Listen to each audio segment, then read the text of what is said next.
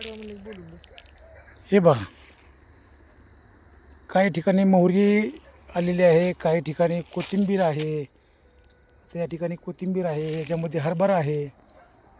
ही अशी जी पिकं आहेत ती आम्ही जोड पिकं केलेली आहेत.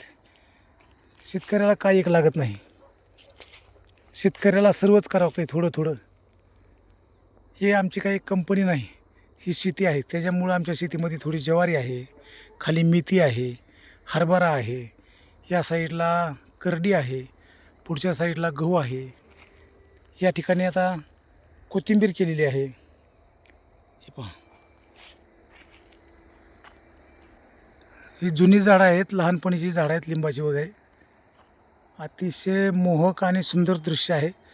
दिवस मावळतीला गेला तरी पण मी तुम्हाला का दाखवतो आहे की हे सुंदर चित्र माझ्या बांधवांना बघायला मिळावं, माझ्या मित्रांना बघायला मिळावं. हे पहा,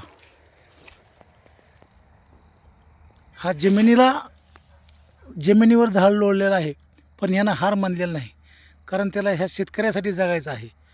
हे पहा, हे धने आहेत की आपण मसाल्यामध्ये अतिशय उत्कृष्ट, चविष्ट, स्वादिष्ट आणि रुचकर याच्यापासून आपण मसाला तयार करू शकतो. आपण याच्यापासून जेवण तयार करू शकतो. हे आपल्या मसाल्यामधले एक प्रमुख असं धान आहे की त्याला आपण धने म्हणतो.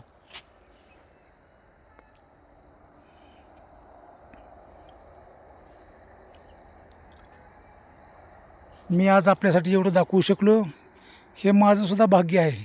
काम करता करता एवढा मी वेळ काढलेला आहे की आपल्याला काहीतरी थोडंफार दाखवता येईल. ही अशा प्रकारे आमची शेती आहे. सुंदर असं दृश्य आहे. आपण मला कमेंटमध्ये जरूर सांगा, आवडलं तरी सांगा, नाही आवडलं तरी सांगा.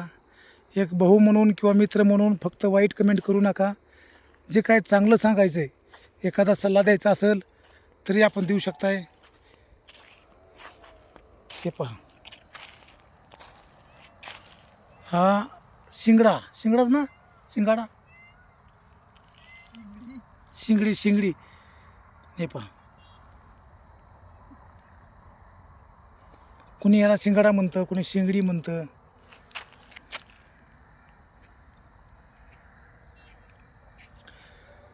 मी मित्रांनो तुमच्यासाठी व्हिडिओ टाकत आहे. कमेंटमध्ये जरूर याबद्दल आपलं मत व्यक्त करा. फक्त वाईट बोलून मत व्यक्त करू नका, चांगलं बोला.